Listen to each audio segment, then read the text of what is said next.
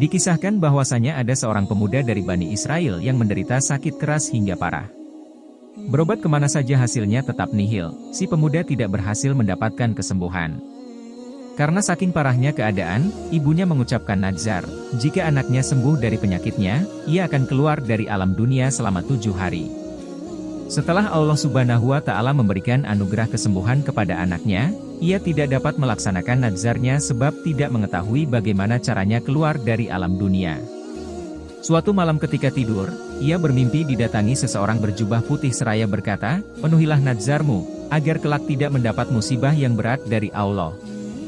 Orang berjubah memberi petunjuk agar perempuan itu dikubur hidup-hidup selama 7 hari.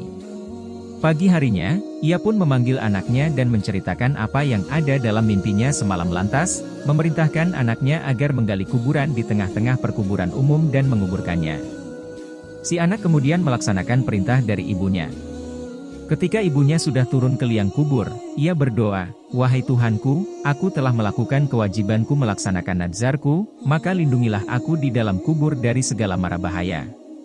Selesai berdoa, anaknya menutup kuburan itu dengan tanah kemudian pulang. Di dalam kuburan, perempuan itu melihat cahaya memancar dari atas kepalanya. Setelah dilihat, ternyata ada lubang seperti jendela.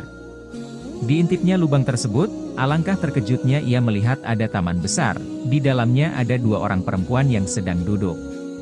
Keduanya memanggil-manggil, "Wahai perempuan, keluarlah dari tempatmu dan bergabunglah dengan kami."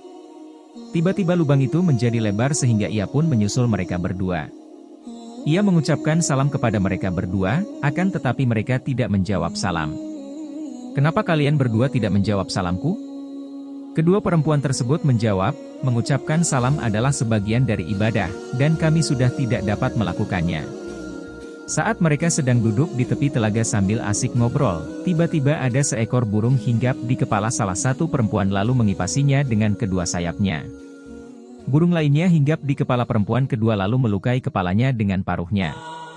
Lalu, ia bertanya kepada perempuan pertama, "Sebab apa engkau memperoleh kemuliaan dan kenikmatan ini?"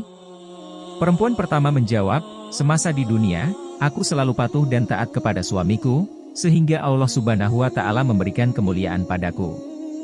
Lalu ia pun bertanya kepada perempuan kedua, "Sebab apa engkau mendapatkan siksaan pedih seperti ini?" Perempuan kedua menjawab, "Ketika hidup di dunia aku tekun beribadah, namun aku durhaka kepada suamiku, sehingga Allah Subhanahu wa Ta'ala memberikan siksaan pedih seperti yang engkau lihat. Suamiku tidak meridhoiku sampai meninggal dunia hingga saat ini.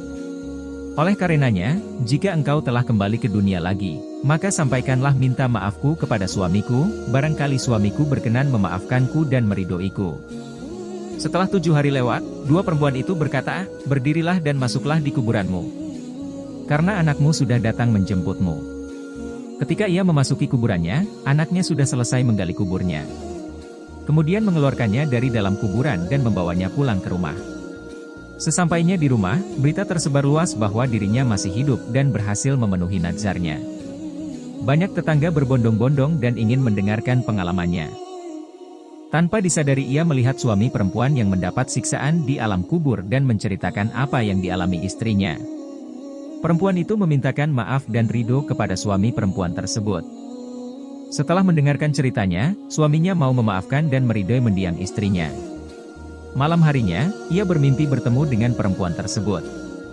Ia berkata, "Aku sekarang sudah terbebas dari siksaan sebab pertolonganmu. Mudah-mudahan Allah Subhanahu wa Ta'ala membalasmu dengan kebaikan dan mengampunimu dari segala kesalahan."